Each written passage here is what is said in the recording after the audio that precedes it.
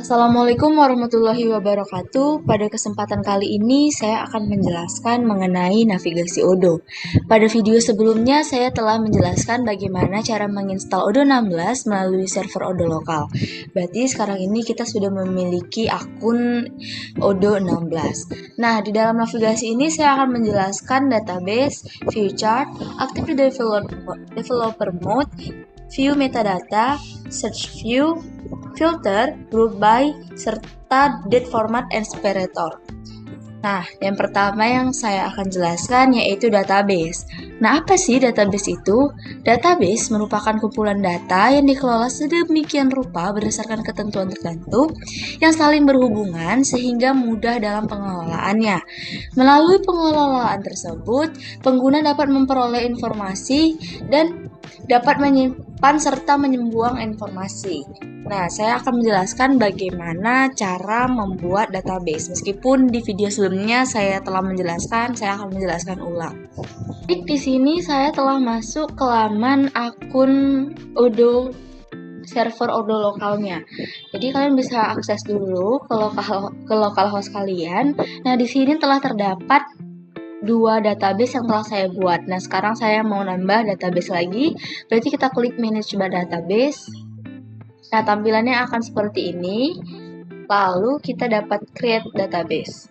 Nah, untuk master password sendiri, ini dapat kita isi dengan master password yang telah diberikan pada awal ketika kita menginstal Odoo 16. Ini dapat kita isi.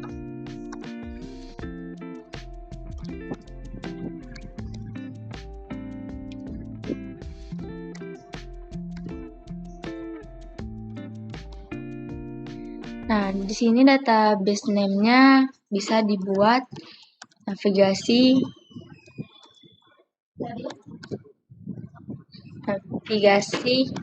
Dea. Lalu di emailnya saya ingin buat admin. Kalian bisa isi country-nya menjadi Indonesia.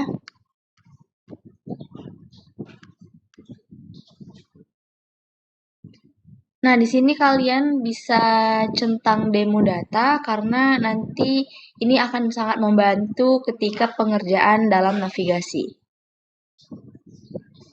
Kita klik continue.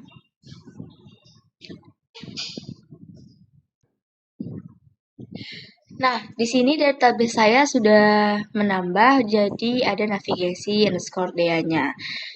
Seperti itu. Jadi begitu langkah-langkah untuk menambah database. Baik, selanjutnya untuk navigasi view chart.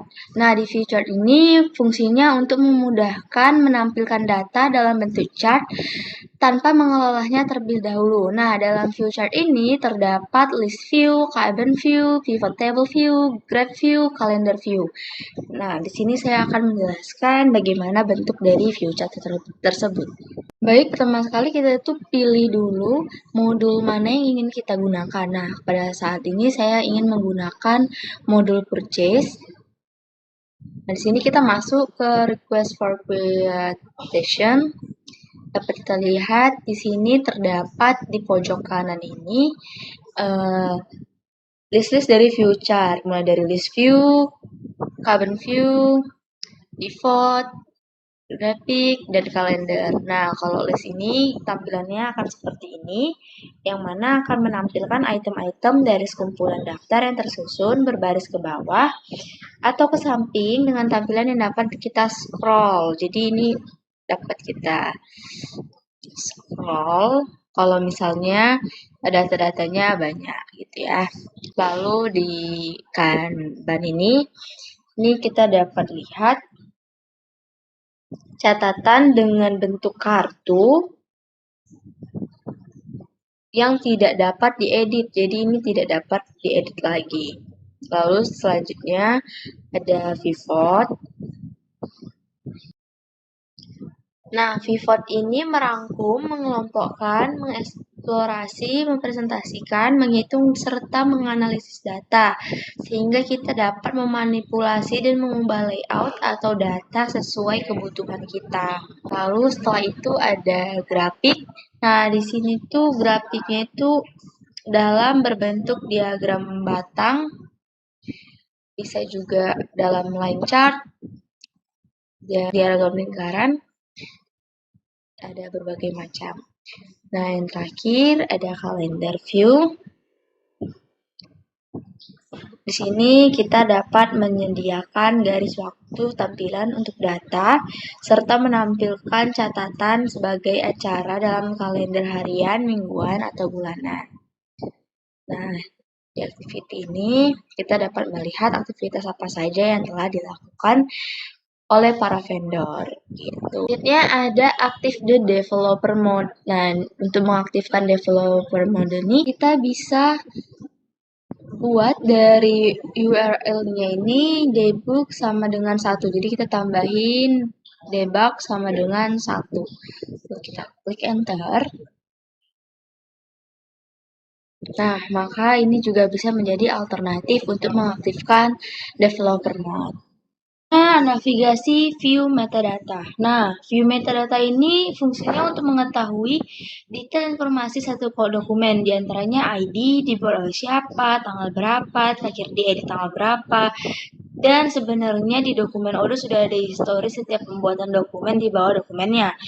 Nah, untuk mengakses view metadata ini kita harus mengaktifkan developer mode. Nah, jadi kalau kalian ingin mengakses ini, kalian pastikan bahwasannya kalian sudah mengikuti langkah-langkah yang telah saya buat di developer mode sebelumnya.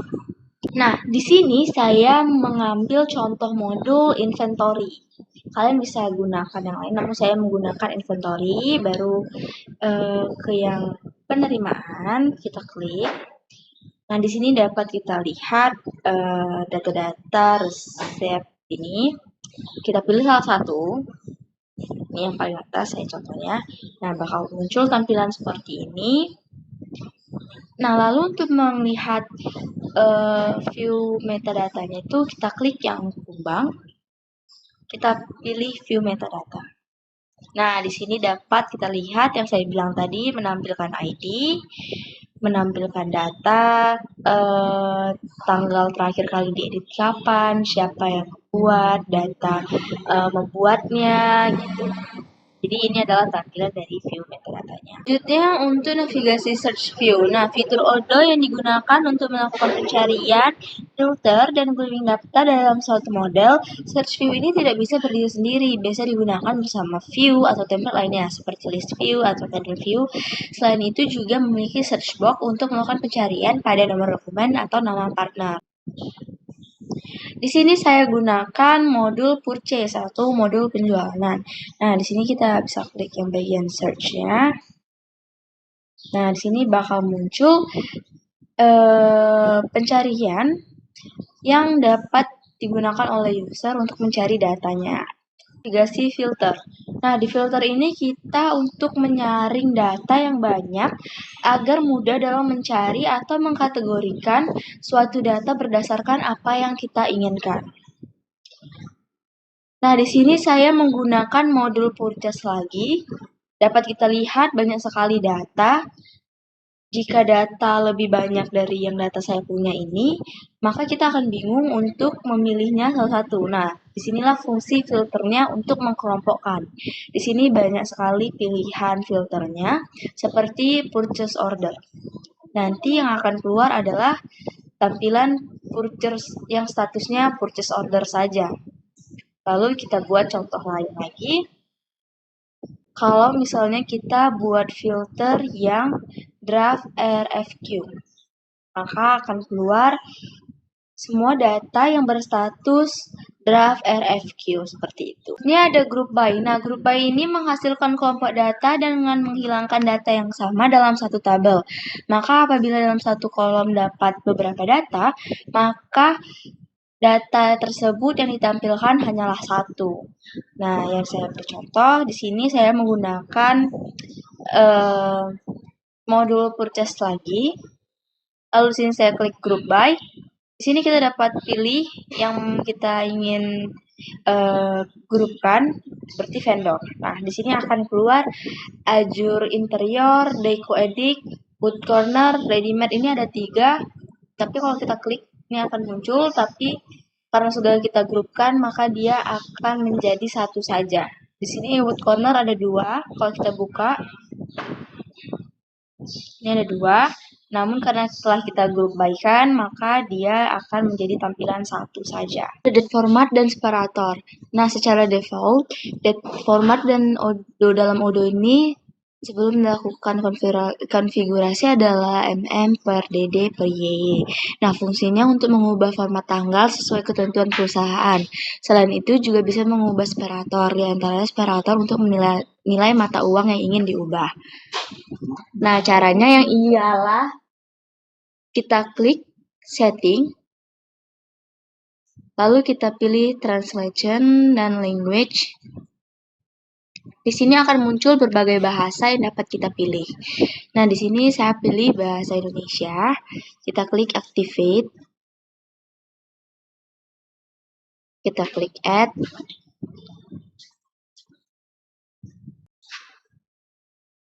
Nah, kita klik switch to Indonesian and close.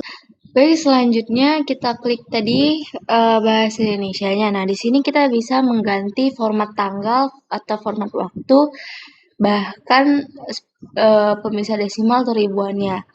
Nah, di sini ada contoh dan legends-nya yang dapat kita gunakan. Misalnya seperti persen B itu akan menjadi Des atau persen B besar akan menjadi Desember. Jadi di sini kita buat contoh. Di sini saya mau buat B. Di sini saya mau buat D-nya kecil dan Y-nya gede. Baru di sini format waktunya juga bisa kita ganti. Atau separator formatnya juga bisa ganti. Kita sesuaikan saja dengan legends yang sudah terdapat di bawah sini.